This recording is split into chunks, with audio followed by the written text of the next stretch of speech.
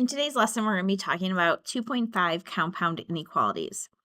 The biggest idea of this is comparing an and statement versus an or statement. Now, you'll notice two symbols below. I kind of have these reversed for and versus or, but the first one is a union symbol. And instead of saying an or statement, we will say union. And again, this refers to an or statement. This symbol over on the right side is a symbol for intersection, which is our and statements. I think the best way for us to kind of think about these things is the idea of a Venn diagram. So if you think about a Venn diagram, if you have two circles that overlap and you have one statement and then the other, if we think of an or statement, we could have this side and this side, and it would be everything. So it could be this set by itself, it could be this set by itself, or it could be the overlap.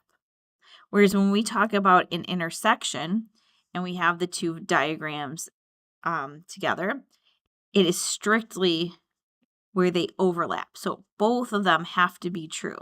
So this and this have to be true. Think about if you go to order a pizza and you say, I would like sausage or pepperoni. You'd probably be okay, or a combination. You'd be okay with just sausage, right? This piece right here, a pizza with just sausage. You'd probably be okay with just pepperoni, or you'd be okay with the idea of both, right? So those or options. But if you went and you said, I want pepperoni and sausage, the only thing that you would expect to come out was a pizza that had both of those ingredients in it, not just a sausage, not just a pepperoni. Okay, so both of them. So that's what we're looking for. Intersection. Again, the and statement is where it overlaps. So if we look at number one, I have two sets of numbers that are finite, meaning concrete numbers, and I want to look at where the overlap is. So what do they have in common? Well, there's one in the first set, but one's not in the second, so that's not an overlap. Same with the two. But when you notice you get to the 3, there's an overlap. When you get to the 4, there's an overlap. They're in both sets. When you get to the 5, there's an overlap.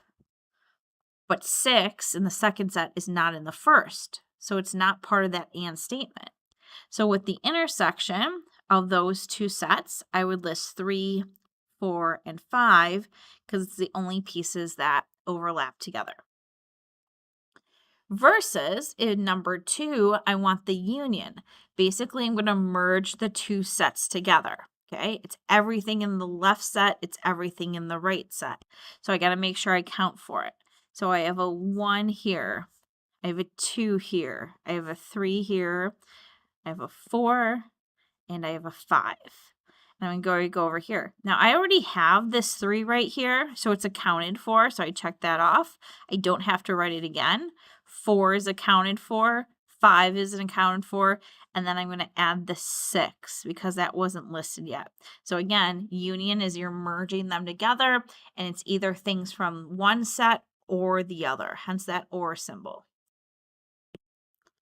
This idea comes up with inequalities, and so we're going to kind of ease our way into that. So if you recall, if we look at number 3, what we're going to do is I'm going to subtract the 5, and I'm going to get x is less than 4. And there's a couple things we're going to do with that. If you recall, we're going to put it on a number line. I'm going to put the 4 down, and I'm going to use interval notation. So I'm going to use a parentheses opening to the left, and I'm going to shade to the left. Okay, so that's the visual graph of it. And then I'm going to do interval notation that says negative infinity to 4. Okay, so that's a little bit of a refresher. So where these compound inequalities come in is basically you're doing two inequalities at one time instead of just one. And I'm going to put them on the same number line. So I'll go ahead and solve each one individually. So I'll divide by 4. And what you're going to get is x is greater than or equal to 0. I'm going to go over here. I'm going to subtract 4. And we're going to get 2x is greater than or equal to negative 2. X is greater than or equal to negative 1. So I'm going to look at my number line. And I'll put this one down in red. So I'll do the same thing. I'll mark the 0. I'll put it with a bracket, and I know it's going to go extend to the right. This time, though, I'm going to take this one. I'm going to mark it in yellow. And this one says negative 1. So negative 1's over here. And I'm going to do a bracket again. And this goes to the right as well. The key thing to remember is that this is an and statement. With an and statement, you look for the overlap. Both parts have to be true. Now, over here on the left, that makes sense. There's nothing there. But this section in between, there's only one, that yellow. So that doesn't count in our solution. But our solution is now here, where the overlap is.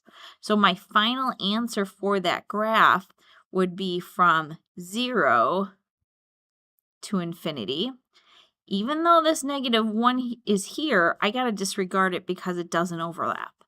So that number line would be my solution, and again, the interval notation would look like this. Now, if we look at number 5, this is also considered a compound inequality.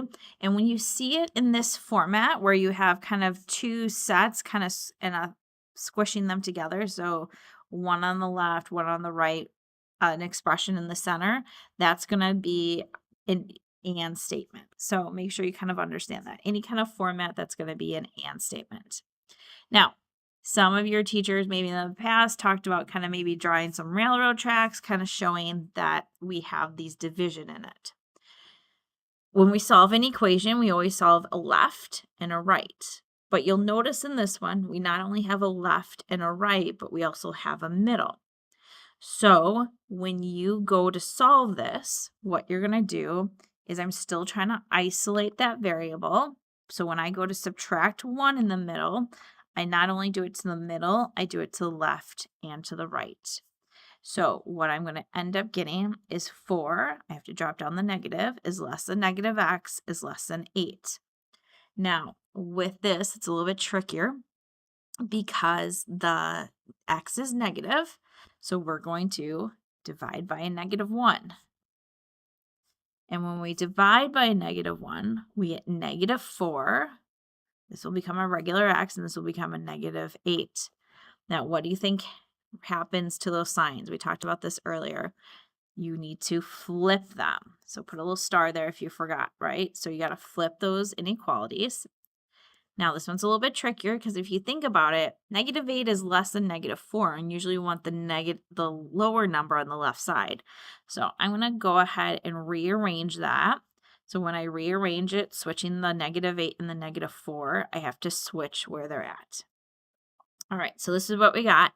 This is an and statement. Now, how are you going to graph this and statement on the number line?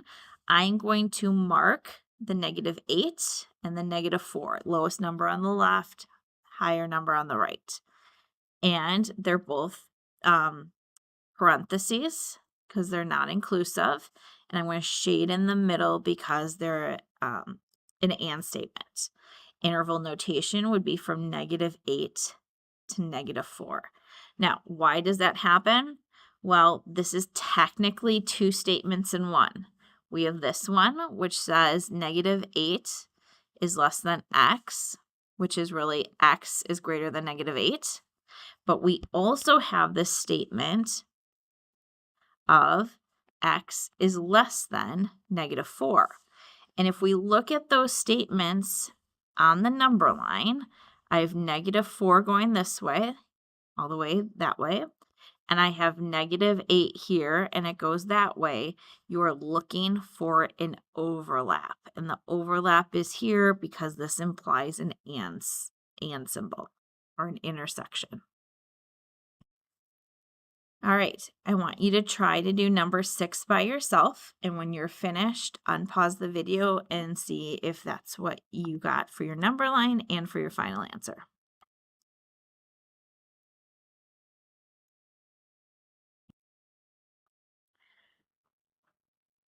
Okay, so this is what you should get. You can see I subtracted 1 from all the parts, and then I multiplied by 2, and then I put them on the number line, and again, they're going towards each other because it's an overlap.